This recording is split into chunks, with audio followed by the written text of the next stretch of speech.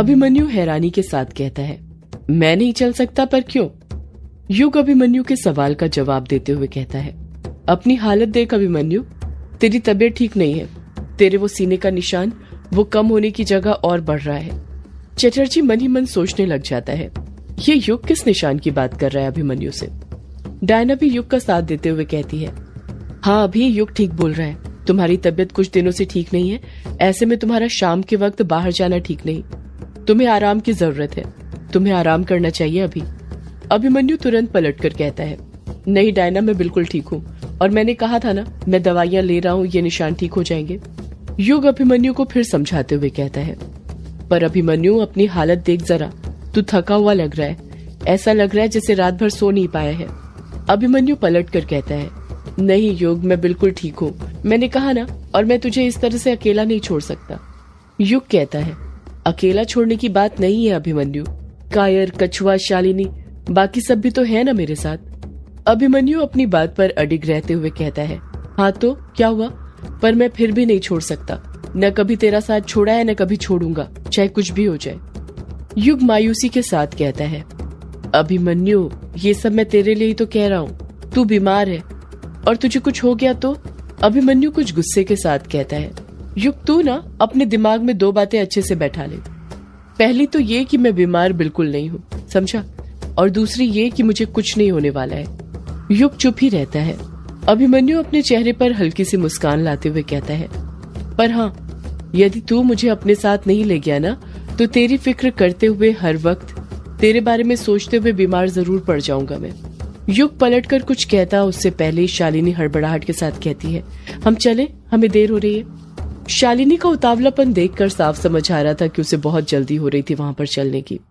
युग जानता था कि वो कितना भी मना कर ले, अभिमन्यु नहीं मानने वाला था, इसलिए वो अभिमन्यु को चलने का इशारा करते हुए कहता है, चल, अब तुझे थोड़ी कोई रोक सकता है, तू अभिमन्यु है, आखिर चक्रव्यूह तो तुझे ही भेजना है। इतना कहकर युग अपने कदम आगे बढ़ाने लग जाता है। डायना अभिमन्यु को देखते हुए गुस्से के साथ मन में सोचती है, ये अभी ना, इसे अपनी बिल्कुल भी चिंता नहीं है, इसे यहीं पर रुककर आराम करना चाहिए, तो पता नहीं क्यों ये युग के साथ जाना चाहता है। पता नहीं क्या होगा इस लड़के का, आखिर ये ऐसा क्यों है, हमेशा युग के बारे में क्यों सोचता है, अपने बारे में क्यों नहीं सोचता है कभी। यही सब सोचते हुए डायना भी हवेली से बाहर निकल जाती है। शाम हो गई थी और कुछ ही देर में सूरज अस्त होने वाला था। युग, उसके दोस्त चार्ली, चटर्जी सब बंगला मुड़ा घाट पर ही खड़े हुए थे। सब एक कतार में थे और उनके सामने युग और चटर्जी खड़े हुए थे। दोनों ही सबको लीड कर रहे थे। युग ने रास्ते में अपने सारे दोस्तों को बता दिया था कि चटर्जी और उसके साथियों के साथ ग्रेवयार्ड कोठी में क्या हुआ था। युग के दोस्तों के दिमाग में भी यही सवाल चल रहा था कि अगर चटर्जी उस काले साए के हथकंडे में फंस गया था, तो फिर उस काले साए ने उसे छोड़ कैसे दिया, चटर्जी को कुछ किया क्यों नहीं, उसके सभी साथियों की बलि दी, चटर्जी की क्यों नहीं दी। यही सवाल सबके दिमाग में जिप्सी के अंदर चल रहा था, पर किसी ने भी चटर्जी से इस टॉपिक पर एक सवाल भी नहीं किया था, क्योंकि युग ने सबको पहले ही मना कर दिया था कि कोई भी चटर्जी से कुछ न पूछे। चटर्जी अभी तक इस हादसे से उबर नहीं पाया था, बेहतर ये होगा कि इस पर बाद में ही बात करें। कायर अपने दोस्तों से पूछता है, हम लोग यहाँ पर इस तरह क्यों खड़े हुए हैं? युग जवाब देता है, उस झरने को ढूंढने के लिए। कायर झट से बोल पड़ता है, हाँ वो तो पता है, पर इस जगह पर ही क्यों, हम कोई और जगह से भी तो उस झरने को ढूंढने की शुरुआत कर सकते हैं ना। युग ना में अपना सिर हिलाते हुए कहता है, नहीं कायर, शुरुआत तो यहीं से करनी पड़ेगी। कायर मुंह बनाते हुए कहता है, पर यहीं से क्यों? युग अपने साथ वो पेंटिंग लेकर आया था जो उसने बनाई थी।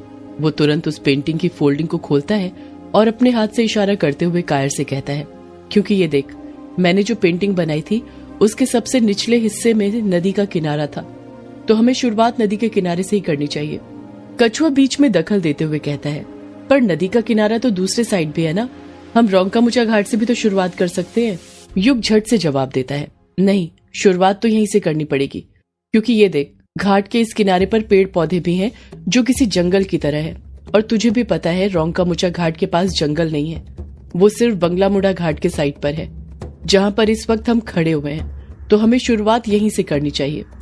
अभिमन्यु बोल पड़ता है, पर युग, तूने तो कहा था ना कि तू काला झाड़ी जंगल में उस झरने को ढूंढ चुका है, पर वो तुझे मिला नहीं है, फिर भी तू उसे ढूंढने की शुरुआत यहीं से करना चाहता है। युग पलट कर कहता है, हाँ अभिमन्यु, क्योंकि जिस वक्त मैं उस झरने को ढूंढ रहा था तब मुझे नहीं पता था उसके आसपास क्या है, वो जगह कैसे दिखती है, पर अब पता है इस पेंटिंग से मैं उस झरने को ढूंढ सकता हूँ। अभिमन्यु फिर बोलता है, पर युग ये भी तो हो सकता है ना कि ये नदी और जंगल बंगला मुड़ा घाट का हो ही ना, कहीं और का ही हो। हमारे मेघालय में कितनी सारी नदियां और जंगल है, तुझे तो पता ही है। युग तुरंत जवाब देता है, हाँ पता है अभिमन्यु, पर तुझे शायद ये नहीं पता है कि मेरी माँ ने मुझे अपने पापा से दूर रखने की कितनी कोशिश करी थी। वो मुझे कभी पापा के साथ ज्यादा देर तक अकेला नहीं रहने देती थी। इसलिए मैं पूरे कॉन्फिडेंस के साथ कह सकता हूँ उस दिन भी पापा मुझे ग्रेवयार्ड कोठी से ज्यादा दूर नहीं ले गए होंगे, यहीं आसपास ही ले गए होंगे। अभिमन्यु खामोश हो जाता है, पलटकर कुछ नहीं कहता है। ऐसा लग रहा था जैसे आज युग के पास सभी सवालों के सारे जवाब मौजूद थे। आज उस झरने को ढूंढने के लिए बहुत बेचैन हो रहा था, और उससे भी ज्यादा बेचैन जो हो रही थी वो शालिनी थी। शालिनी हड़बड़ाहट के साथ बीच में बोल पड़ती है, युग जी ठीक बोल रहे हैं, अगर वो चाहते हैं हम झरना ढूंढने की शुरुआत यहाँ से करें तो हमें यहीं से शुरुआत करनी चाहिए। शालिनी युग की आंखों में देखते हुए बड़े प्यार से कहती है, जिस तरह युग जी उस झरने पर की पेंटिंग बना सकते हैं उसी तरह वो उसे ढूंढ भी सकते हैं, मुझे उन पर पूरा विश्वास है। डायना शालिनी को घूरते हुए मन ही मन सोचने लग जाती है, ये शालिनी जब से हवेली से निकली है तभी से उतावली लग रही है। आखिर चक्कर क्या है? कुछ तो है जो ये छुपा रही है। ये डायन की नजर से नहीं बच सकती है, मुझे इस पर नजर रखनी पड़ेगी। युग अपने सभी दोस्तों को देखते हुए कहता है, तो ठीक है, फिर उस झरने को ढूंढना शुरू करते हैं। यहाँ से हम सब अलग होते हैं जैसा कि डिसाइड हुआ था। कायर कुछ डरते हुए कहता है, अलग होना जरूरी है क्या?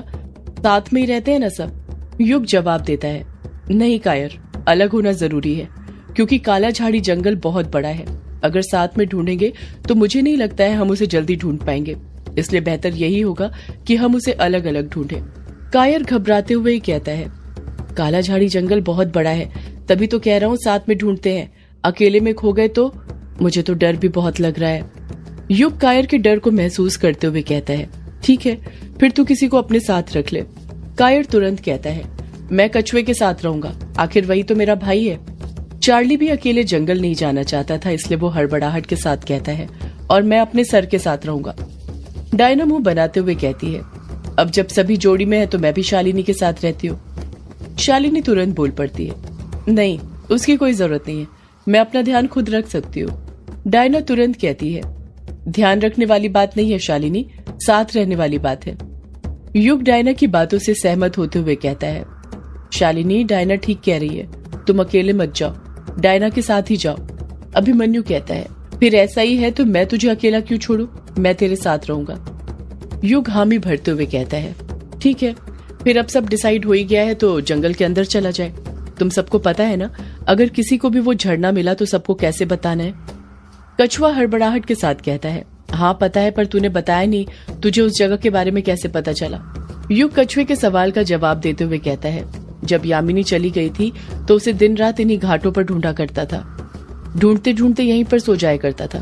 फिर एक सुबह जब घाट पर नींद खुली तब वो जगह दिखाई दी।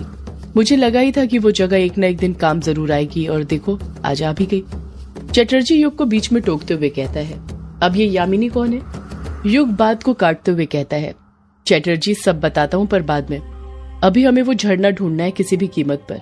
चटर्जी पलटकर कुछ नहीं कहता है, क्योंकि वो अच्छे से जानता था इस वक्त क्या ज्यादा इम्पोर्टेंट है।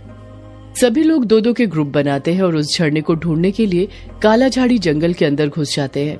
सभी लोग जंगल के अलग अलग एरिया में गए थे ताकि पूरे काला झाड़ी जंगल को अच्छे से कवर कर ले। शाम से रात हो गई थी और रात होने के साथ ही जंगल में अंधेरा भी पसर गया था। सभी ने अपने मोबाइल का टॉर्च ऑन कर लिया था और उसी की रोशनी के सहारे आगे बढ़ते जा रहे थे। मोबाइल की स्क्रीन पर वो पेंटिंग की फोटो निकली हुई थी जो युग ने बनाई थी, ताकि उस जगह को आसानी से ढूंढा जा सके। जंगल के ही अंदर शालिनी और डायना काफी देर से चल रही थी, पर अभी तक उन दोनों को वो जगह नहीं मिली थी। शालिनी धड़ाधड़ अपने कदम आगे बढ़ाती जा रही थी और डायना उसके साथ कदम से कदम बढ़ाने की कोशिश कर रही थी। शालिनी के कदमों की चाल को देखकर साफ समझ आ रहा था कि वो उस जगह को ढूंढने के लिए कितनी एक्साइटेड थी। शालिनी बहुत कोशिश कर रही थी डायना को पीछे छोड़ने की, पर डायना थी कि वो भी पीछे रहने का नाम ही नहीं ले रही थी, उसके साथ साथ ही चल रही थी। डायना चलते हुए शालिनी से कहती है, क्या कर रही हो शालिनी, थोड़ा धीरे चलो ना, कितना तेज चलती हो। शालिनी भी चलते हुए ही कहती है, धीरे ही तो चल रही हूँ डायना, अभी मैंने चलना शुरू ही कहाँ किया है। अगर मैं अपने चलने पर आ गई तो मैं तुम्हें दिखाई भी नहीं दूंगी। डायना हंसते हुए कहती है क्यों, तुम क्या यक्षिणी हो जो मुझे दिखाई नहीं दोगी? शालिनी तुरंत रुककर डायना से कहती है, हाँ मैं यक्षिणी हूँ, तेरी मौत। डायना भी रुक जाती है, एक कदम भी आगे नहीं बढ़ाती है। डायना अपने चेहरे पर मुस्कान लाते हुए कहती है, अगर तू यक्षिणी है तो फिर मैं भी डायन हूँ। शालिनी मुंह बनाते हुए कहती है, इसमें कौन सी नई बात है, मुझे पता है कि तू एक डायन है। डायना हैरानी के साथ कहती है, क्या कहा तूने शालिनी? शालिनी बात को घुमाते हुए कहती है, मैंने कहा जिस तरह से तुम रहती हो वो डायन से कम है क्या? थोड़े अच्छे से रहा करो, टाइट कपड़े पहना करो, मेकअप किया करो और ये आंखों में थोड़ा काजल कम लगाओ, तभी तो अभिमन्यु तुम्हारे प्यार के जादू में गिरेगा। प्यार में गिरने के लिए आंखों का मिलना जरूरी है, समझी? शालिनी अच्छे से जानती थी कि डायना को कैसे बहकाना है और उसमें वो कामयाब हो गई थी। डायना शर्माते हुए कहती है, सच शालिनी? शालिनी हामी भरती है, हाँ डायना सच। मुझे तो लगता है अभिमन्यु भी तुमसे बहुत प्यार करता है, उतना ही जितना तुम करती हो। शालिनी की बात सुनकर अचानक से डायना का चेहरा उतर जाता है और वो मायूसी के साथ कहती है, नहीं शालिनी, ऐसा कुछ नहीं है। मेरा अभी मुझसे बिल्कुल प्यार नहीं करता है, जब देखो मुझसे झगड़ता रहता है, मुझे अपने आप से दूर भगाते रहता है। शालिनी डायना को बीच में ही टोकते हुए कहती है, वो इसलिए डायना क्योंकि लड़कों को उनकी प्राइवेसी पसंद है और अभिमन्यु को तो कुछ ज्यादा ही। पर इसका मतलब ये नहीं कि वो तुमसे प्यार नहीं करता, वो तुमसे बहुत प्यार करता है। उसकी आंखों में वो प्यार साफ दिखता है तुम्हारे लिए। डायना मुंह बनाते हुए कहती है, अगर वो इतना ही प्यार करता है तो कभी कहता क्यों नहीं? शालिनी जवाब देती है, डायना ये प्यार है, कोई गाना नहीं कि बोल दिया। प्यार का इजहार नहीं किया जाता, उसे महसूस किया जाता है। और वो प्यार ही क्या जिसमें इजहार की जरूरत पड़े? डायना तुरंत पलटकर कहती है, पर अगर प्यार का इजहार ही नहीं होगा तो समझ में कैसे आएगा शालिनी कि सामने वाले में भी वही फीलिंग है जो आपके दिल में उसके लिए है? शालिनी जवाब देती है, बिना कहे उसका हाथ थामकर। अगर तुम्हारे हाथ थामने पर उसने भी तुम्हारा हाथ थाम लिया तो समझ लेना वो जिंदगी भर तुम्हारा हाथ कभी नहीं छोड़ने वाला है। वही है तुम्हारा हमसफर। डायना पलटकर कुछ कहने ही वाली थी कि तभी शालिनी फिर बोल पड़ती है, और वैसे भी कोई किसी के लिए अपनी जान की बाजी तभी लगाता है जब उससे वो बेइंतहा प्यार करता है। और उस रात तुमने देखा था ना, जब वो काला साया तुम्हें मारने आ रहा था तो कैसे अभिमन्यु उसके सामने खड़ा हो गया था, अपनी जान की परवाह किए बगैर। और तुम्हें क्या सबूत चाहिए डायना कि अभिमन्यु तुमसे प्यार करता है? क्या ये सबूत काफी नहीं है? शालिनी की बातों ने डायना को खामोश कर दिया था। उसकी बातें सुनकर उसे सिर्फ अभिमन्यु ही नहीं बल्कि शालिनी भी अपनी ही लगने लग गई थी। बातें करते हुए ही दोनों बड़े प्यार से अपने कदम बढ़ाने लग जाती हैं। उन दोनों को देखकर कोई कह ही नहीं सकता था कि दोनों इससे पहले झगड़ रही थी। अब वो दोनों एक दूसरे की बहन से कम नहीं लग रही थी। अब दोनों एक दूसरे को तू तू करके बुलाने की जगह बहन करके बुलाने लग गई थी। डायना आगे कदम बढ़ाते हुए कहती है, वैसे शालिनी बहन, तुम्हारी और युग की भी जोड़ी बहुत अच्छी लगती है। शालिनी शर्माते हुए कहती है, सच्ची डायना बहन? डायना हामी भरती है, हाँ शालिनी बहन। शालिनी मन ही मन सोचने लग जाती है, यही सही मौका है।